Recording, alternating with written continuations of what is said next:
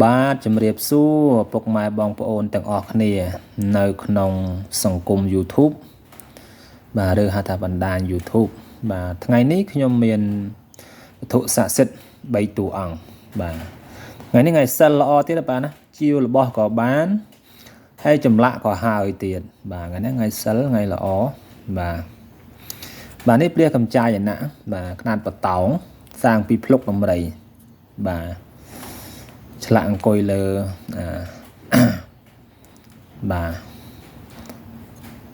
តុកគង់លើតុកទេសនាអញ្ចឹងទៅបាទរចនាអញ្ចឹងបាទចាំងមើលមកឃើញអញ្ចឹងបាទព្រះកម្ចាយខាងអេតតកៈខាងគេហៅថាខាងលំអិតបាទខាងវែកញែកសាច់ធរនឹងឲ្យលំអិតបាទឲ្យងាយឲ្យពឹសស្ដាឲ្យងាយយល់អីចឹងណាបាទព្រះកម្ចាយណារូបសម្ផស្សចាញ់ពីប្រពុតមកគឺលោកហើយស្អាតសំបីតែប្រុសហ្នឹងក៏ស្រឡាញ់រាងកាយរបស់លោកដែរដល់ពេលឃើញមានទោសបរិះម្នាក់ថាងបានប្រពន្ធព្រះកម្ចាយមិននឹងស្អាតយ៉ាងណាទេក៏ប្រែคล้ายទៅជាស្រីណាបាទស្រីហើយបានកូនមួយដល់ពេលប្រាប់ហេតុផលទៅប្តីក៏ឲ្យទៅសុំទោសព្រះកម្ចាយក៏កើតជាប្រុសវិញមកដល់ព្រះអង្គឃើញហេតុដូច្នោះហើយអនព្រះអង្គនិមិត្តកាយធ្វើជាតាកំប៉ោងទៅបាទព្រះកំប៉ោងព្រះកម្ចាយហ្នឹងទៅបាទអញ្ចឹងគេហៅព្រះចិនហ្នឹងអញ្ចឹងណាបាទតែពិតព្រះអរហន្តបាទអញ្ចឹងណាដែលឃើញទោសអញ្ចឹងបានលោកនិមិត្តអតិដ្ឋានគេហៅអតិដ្ឋានដើម្បីឲ្យរាងកាយរបស់លោកទៅជាកំប៉ោងអញ្ចឹងទៅតែពិតរូបលោកស្អាតណាស់បាទចាញ់តែប្រពុតបន្តិចទេបាទអញ្ចឹងស្រឡាញ់ពេញចិត្តអាចចែកជាវបានណាបាទតាមលេខ Telegram របស់ខ្ញុំបាទ088 24 79 826ថ្ងៃសិលថ្ងៃល្អបាទព្រះកម្ចាយបាទណាហ្នឹងហើយថ្ងៃនេះដែរក៏មាននេះ2អង្គជារបស់កម្របាទមួយអង្គនេះគឺបញ្ញាក្អែកដើមអង្ក្រងសុតស៊ីននេះសបកអង្ក្រងបាទមិនស្គាល់សបកអង្ក្រងទេមិនដឹងថាម៉េចទេបាទបញ្ញាក្អែកដើមអង្ក្រងណានេះ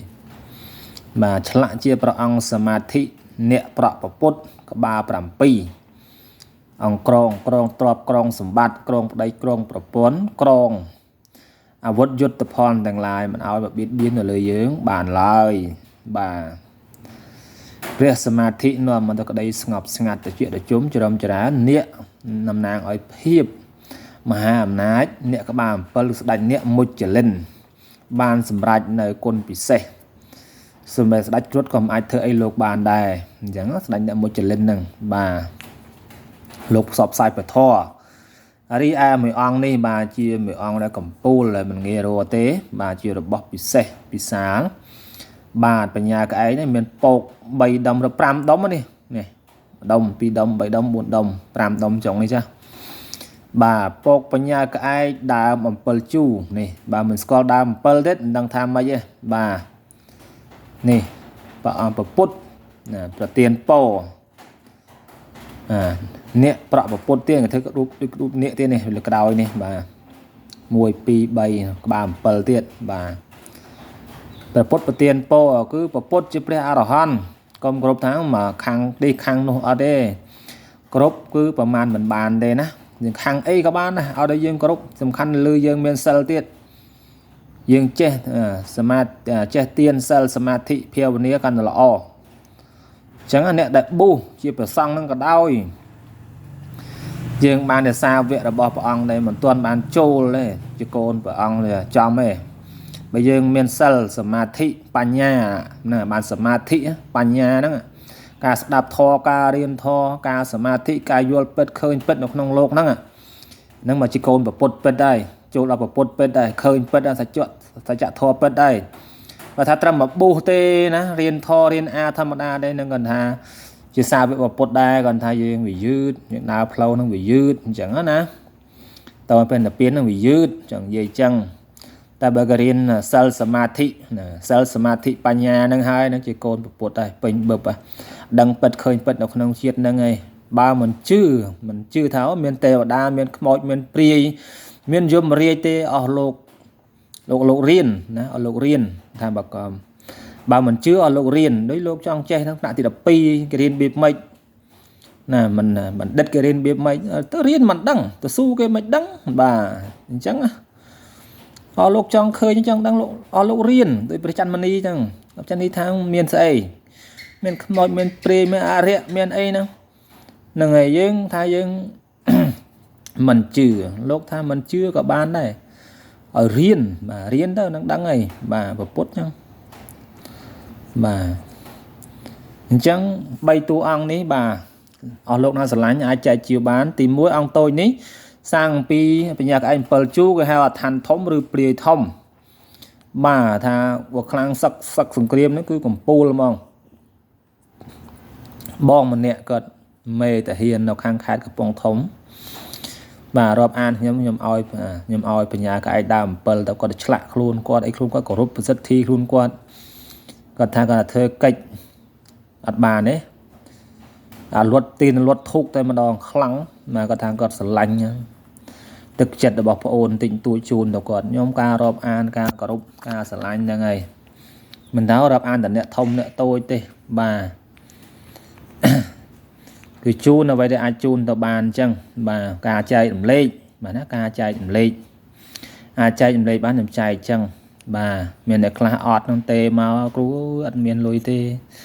សុំបានមួយតួអង្គពីរតួអង្គមកហ្នឹងទៅយើងអាចចែករំលែកបានឲ្យទៅនឹងនៅថានេះអត់មែនមើលម្ដាយឈឺអីឈឺទៅគេផ្ចាញ់ផ្ចាក៏ជូនទៅបាទអញ្ចឹងណាហើយក៏ចាញ់បោកលោកគ្នាឯងក៏និយាយថាសក្រាចនៅស៊ីមរៀបបាទចាញ់បោកលោកសក្រាចនៅស៊ីមរៀបសិតតែ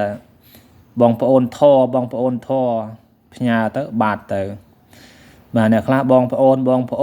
ផ្ញើមកទៅក៏ដូចអាស័យប្រច្រាស់ចុងអញ្ចឹងបាទការមិនទាន់ផ្ញើរាប់អានស្រឡាញ់គ្នាណាដល់ពេលបានផ្ញើបានរបស់ដល់ចប់លេងរាប់រយយើងហ្មងឆាតទៅខឹងយើងទៀតណាមនុស្សក៏ទៅ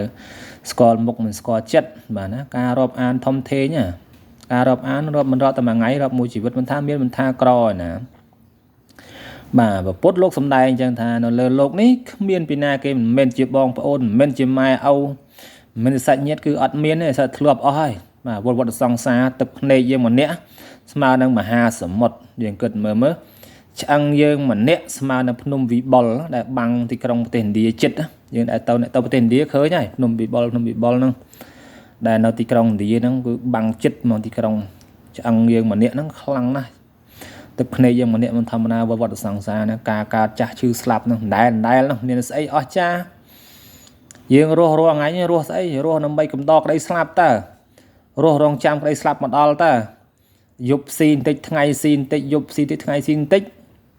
អាយុកាន់តែខាយងាប់បាត់អាហ្នឹងគេហៅកណ្ដោសកណ្ដោខ្មៅអាយប់បន្តិចថ្ងៃបន្តិចហ្នឹងវាស៊ីយើងហ្នឹងតែយើងមិនដឹងអញ្ចឹងការនេះនិយាយដល់ច្រើនបន្តិចទៅក៏ខុសលោះយ៉ាងណាខ្វះខាតយ៉ាងណាក៏សូមអស់លោកប្រកុំប្រកែប្រកាន់អីព្រោះខ្ញុំចូលចិត្តបាទនិយាយធម៌ដើម្បីឲ្យអស់លោកខ្លះដែលមានបញ្ញាស័យហ្នឹងឲ្យលោកបានភ្ញាខ្លួនដើម្បីបំពេញនៅទានសិលភាវនាសមាធិអីចឹងទៅដើម្បីរួចចាក់ទុកទាំងអស់គ្នាបើថាភ្លើងនរកហ្នឹងពងឆេះនៅបាតជើងយើងហ្នឹងអស់លោកខ្លះមើលមិនឃើញទេអស់លោកខ្លះដើរនៅលើទ្វារនរកហ្នឹងឯងបាទអាហ្នឹងខ្ញុំអ្វីដែលខ្ញុំឃើញខ្ញុំនិយាយទៅបាទយើងឈួននៅលើផែនដីតែយើងតែអ្នកខ្លះថាឈួននៅលើផែនដីតែពិតមិនមែនទេឈួននៅលើទ្វារនរកទេព្រះពុទ្ធលោកសំដែងអញ្ចឹងថាអ្នកធ្លាក់នរកដូចរោមគោ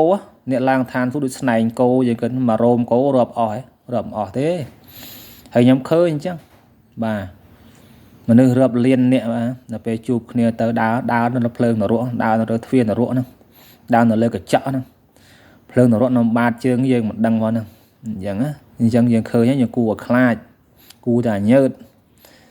បាទអញ្ចឹងថ្ងៃនេះដែរអស់លោកថ្ងៃនេះថ្ងៃសិលអស់លោកណាបានឃើញព្រះសមាធិនិងព្រះប្រទានពរនិងព្រះកម្ចាយសូមអស់លោកនោះរួចចាក់ទុករួចចាក់សោករួចចាក់ភ័យបាទសូមមានលៀបមានជ័យស្រីស្ដីដូចសេចក្តីប្រាថ្នារបស់អស់លោកបាទសាធុសូមជម្រាបលា